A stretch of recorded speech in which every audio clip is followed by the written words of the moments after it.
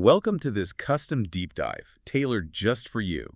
So picture this, you're sitting in, like a shag-carpeted living room in 1974, dialing through the static on a portable AM radio, and suddenly you hit this massive, unpredictable wall of sound. Oh man, yeah, that feeling of completely unexpected musical discovery, like electric violins, soaring horns. Right, a bass line that feels like it's speaking its own completely different language. And that is exactly our mission today. We're unpacking a genuinely fascinating release from TATANKA, which is titled The Geometry of the Unfolding AI. It's such a wild project to dig into. It really is. Our goal here is to explore how cutting-edge artificial intelligence is being used to resurrect that exact feeling, that bandless, unpredictable magic of 1970s progressive rock and jazz fusion. And we really have to start with the sheer scale of this thing because it is staggering. I mean, we are talking about 46 tracks here. Wow, 46. Yeah, 46 tracks, clocking in at over 2 hours of continuous music. And the underlying tech stack they used reads like a sci-fi novel. Right, it's this crazy hybrid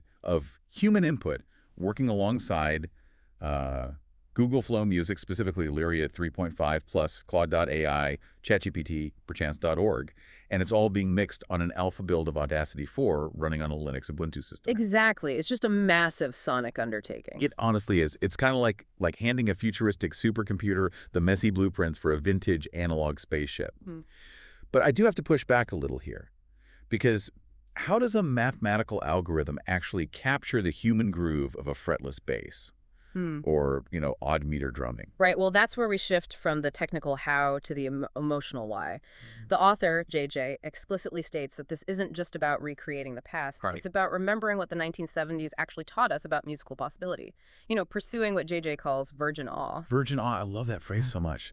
Because the source describes this era when AM radio would surprise you with music that, well, it didn't feel the need to explain itself to you. Exactly. It was music that could just take its time, right? It would suddenly shift from, say, 78 to 98 time signatures without warning. Just totally throwing you off balance as a listener. Right. But in a way that builds this cathedral out of sound. And if you analyze the specific text-to-music prompt from the source material, it's totally fascinating. Oh, the prompt is wild. Yeah, it explicitly demands awe and grandeur rather than raw heat, and it blends orchestral strings with electric fusion guitar. Which is just this beautiful paradox. Yeah, right. Because you are using highly rigid mathematical AI models to generate music that, as the author puts it, refuses to fucking behave. Yeah, you have to actively use language to trick the AI out of its perfect mathematical constraints to get that sound. Right, which really proves to anyone listening, whether you're a tech enthusiast or a total music purist, that AI doesn't actually have to be this sterile thing. Not at all. It can definitely be a tool to unlock